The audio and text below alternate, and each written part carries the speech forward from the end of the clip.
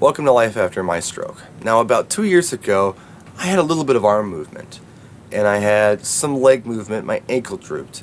My hand didn't really do much of anything on my right side, and yeah, that's kind of where I was. 2 years later, you know what? I thought about it. It's the same thing. My leg kind of works, my ankle droops, my arm kind of moves around, but my hand doesn't do much. So have I really physically improved much?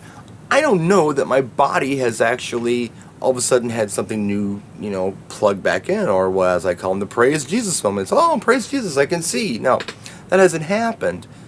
But the technique has changed. I've learned how to use what I have better. I've learned better balance. So, yeah, all about the technique. It's kind of interesting. But when people see me, they think I've made these giant improvements, where I don't know that if there's anything new happening, aside from learning how to use what I have.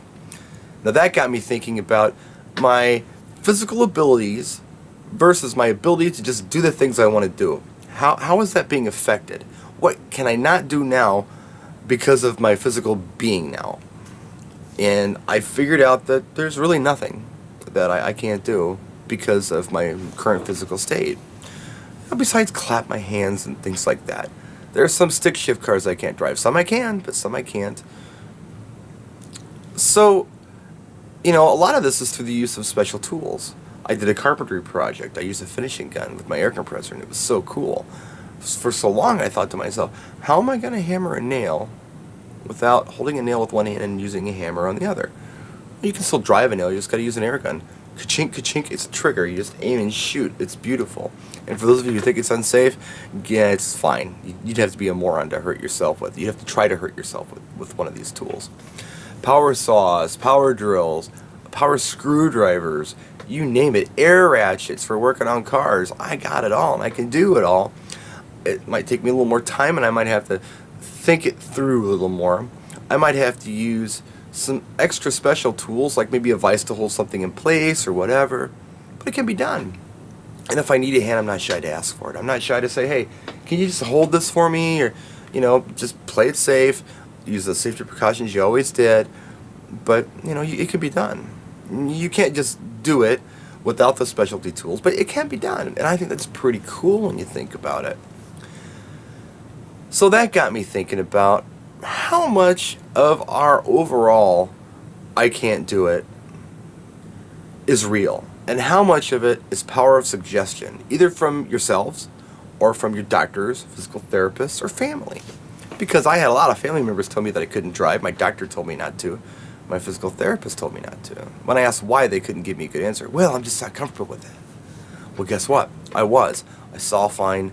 I had good reflexes on my left side. I figured out how to do everything. I sat in the driveway, figured out how I was going to do throttle, brake, steer, turn signal, even roll the windows down, tune the stereo, the whole bit. So I didn't put myself in danger, my family, or anyone on the road in danger, or my vehicles. I didn't wreck my cars.